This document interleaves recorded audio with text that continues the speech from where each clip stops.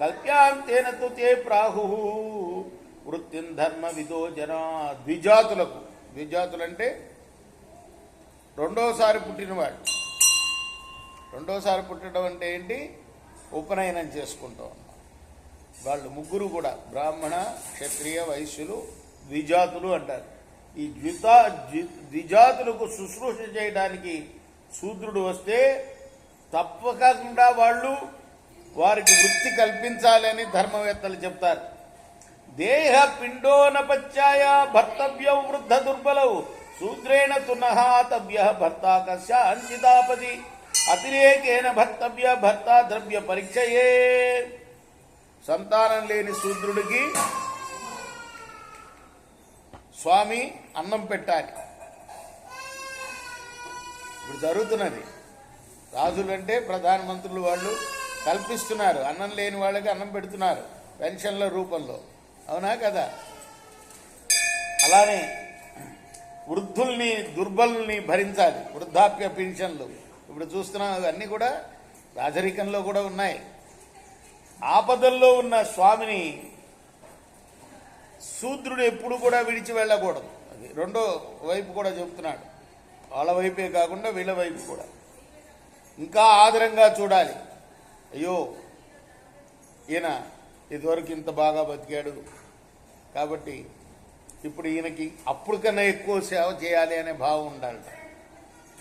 నహి స్వమస్తి శూద్రస్య భర్తృహార్య ధనోహిత ఉక్త త్రయాణం వర్ణానాం యజ్ఞస్తస్య చ భారత. శూద్రుడికి వేరే సొమ్ము లేదు. ఎందుకంటే తనే స్వామికి సొమ్ము కాబట్టి. 3 వర్ణాల వారి యజ్ఞమే అతనికి యజ్ఞం. స్వాహాకారం, వషట్కారం, మంత్రం శూద్రుడిలో ఉండవు. తస్మా శూద్ర పాకయజ్ఞై యజేతా వ్రతవాన్ స్వయం పూర్ణపాత్రమయా మాహు పాకయజ్ఞస్య దక్షిణార్జత. శూద్రుడు వైదిక వ్రత దీక్ష పొందకుండా పాకయజ్ఞాల ద్వారా యజ్ఞం చేయాలి. పాకయజ్ఞం యొక్క దక్షిణను పూర్ణపాత్రములు అంటారు. శూద్రపై జననో నామ సహస్రాణం శతంతథౌ ఐంద్రాగ్నేన విధానేన దక్షిణామితి నః శ్రుతం.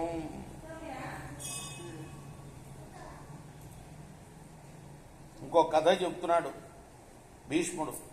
పైజవనుడు అనే శూద్రుడు ఉండేవాడు. ఐంద్రాగ్నం అనే విధానంతో యజ్ఞం చేసి ఆయన దక్షిణగా 1,00,000 పూర్ణ పాత్రలిచ్చాడని మేము విన్నాం. యతోహి సర్వవర్ణానాం యజ్ఞస్తస్యైవ భారత అగ్రే సర్వేషు యజ్ఞేషు శ్రద్ధా యజ్ఞో విధీయతే. కానీ బ్రాహ్మణాది 3 వర్ణాలకు యజ్ఞం ఎలా విధించబడిందో అలాగే వారికి శ్రద్ధగా సేవ చేయడం కూడా శూద్రుడికి విధించింది. ఏమిటి? వేదం. అన్ని యజ్ఞాలకు ముందు ఈ శ్రద్ధా యజ్ఞం విధింపబడింది. దైవతం హి మహశ్రద్ధ పవిత్రం యజతాంచేత్ దైవతం హి పరం విప్రా స్వేన స్వేన పరస్పరం. శ్రద్ధ అనేది గొప్ప దైవం. యజ్ఞం చేసే వారిని పవిత్రం చేస్తుంది శ్రద్ధ. ఆయా సేవలతో శూద్రునకు విప్రులు పరమ దైవాలు. అయజన్నిహ సత్రైస్తే తైస్తే కామై సమాహిత సంసృష్ట బ్రాహ్మణైరేవ త్రిషు వర్ణేషు సృష్టయ. బ్రాహ్మణులతో కలిసిపోయి వారు కోరికలతో కూడుకొని సత్రయాగాలు చేశారు. వారు 3 వర్ణాలతోనూ సంతానం పొందారు.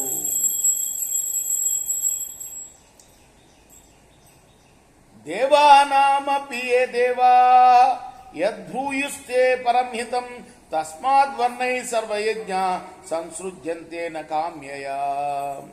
బ్రాహ్మణులు దేవతలకు కూడా దేవతలు వాళ్ళు. వారు నీకు పరమహితాన్ని బోధిస్తారు. అంచేత యజ్ఞాలన్నీ అన్ని వర్ణాలకు సంబంధించినవే. ఇవి విధిగా చేయాలి, ఇష్టాన్ని బట్టి కాదు. ఋగ్యజు సామవూజ్య నిత్యం స్యాద్దేవద్విజ అనృగ్యజుర సమాచ ప్రాజాపత్య ఉపద్రవ యజ్ఞో మనీషయా తాత సర్వవర్ణేషు భారత. ఋగు, యజు, సామవేదం ఈ మూడింటివి తెలిసిన ద్విజుడు దైవంలాగా సర్వదా పూజ్యుడు. ఈ 3 లేని శూద్రుడు ప్రాజాపత్యుడు. అంచేత యజ్ఞం అన్ని వర్ణాల్లోనూ బుద్ధి చేత నెలకొల్పబడింది. నాస్య యజ్ఞకృతా దేవా ఈహంతే నేతరే జన తత సర్వేషు వర్ణేషు శ్రద్ధా యజ్ఞో విధీయత. ఈ మానస యజ్ఞం చేసేవాని యజ్ఞ భాగాన్ని దేవతలు ఇతర జనులు తప్పకుండా కోరతారు. అంచేత అన్ని వర్ణాల వారికి కూడా శ్రద్ధాయజ్ఞం విధించబడింది. స్వందైవతం బ్రాహ్మణ శేన నిత్యం ప్రాన్వన్నానయజైర్నవమాసీత్ అధరో వితాన సంసృష్టో వైశ్య బ్రాహ్మణ స్త్రీషు వర్ణేషు యజ్ఞ సృష్ట. బ్రాహ్మణులు మిగిలిన వర్ణాల వారికి దైవం. వారు అతనికి తనవారే. తన వారి చేత యజ్ఞాలు అతను తప్పక చేయించాలి. వైశ్య సంసృష్టమైన వితానాగ్ని తక్కువ గుణం కలది. అయినా బ్రాహ్మణుడు 3 వర్ణాల వారికి యజ్ఞం నిర్మించాలి. తస్మాద్వర్ణా రుజవో జ్ఞాతివర్ణ సంసృజ్యంతే తస్య వికార ఏవ ఏకం సామ యజురేకమృగేగా విప్రశ్చైకో నిశ్చయే తేషు సృష్ట. చేత యజ్ఞ సంబంధం వల్ల వర్ణాలన్నీ కూడా సాధువులే. కర్మల చేత బ్రాహ్మణుడే క్షత్రియాదులయ్యాడు. వారందరూ బ్రాహ్మణుకు జ్ఞాతులే. అకార రూపమైన అక్షరమే సామంగా యజస్సుగా రుక్కుగా అయినట్లు బ్రాహ్మణుడే అన్ని వర్ణాలుగా అయ్యాడు. అత్ర గాథా యజ్ఞ గీతా కీర్తయంతి పురావిధ వైఖానసానాం రాజేంద్ర మునీనాం యష్టుమిచ్చతాం. యజ్ఞం చేయాలనుకున్న వైఖానసులనే మునుల యజ్ఞగీతలనే గాథల్ని పురాణ విధులు చెప్పుకుంటూ ఉంటారయ్యా ధర్మరాజా. ఉదితే అనుదితే వాపి శ్రద్ధధానో జితేంద్రియ వక్ని జుహోతి ధర్మేణ శ్రద్ధా వై కారణం మహత్. సూర్యోదయం తర్వాత గాని ముందు గాని శ్రద్ధ గల జితేంద్రియుడు ధర్మబుద్ధితో అగ్నిని అర్చిస్తాడు. అప్పుడు కారణం వాడి శ్రద్ధే.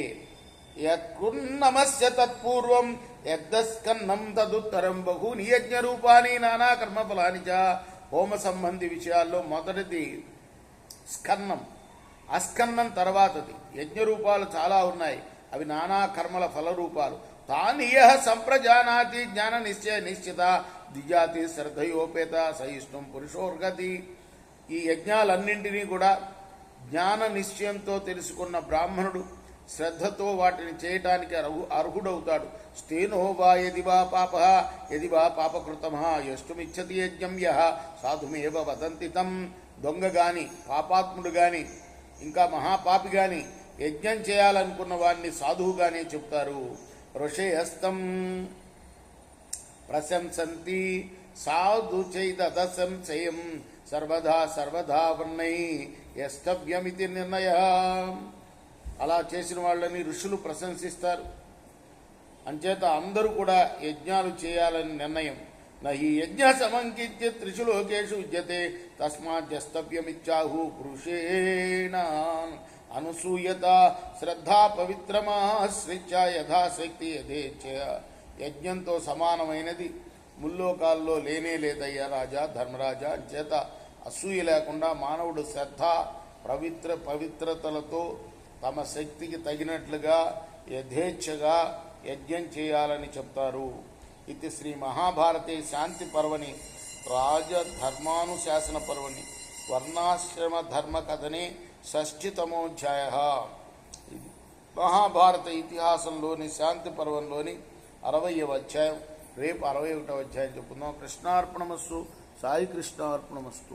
స్వస్తి ప్రజాభ్య పరిపాలయంతాం న్యాయేన మార్గేణ మహిం మహిషా. గోబ్రాహ్మణేభ్య శుభమస్తు. నిత్యం లోకా సమస్తా సుఖినో భవంతు.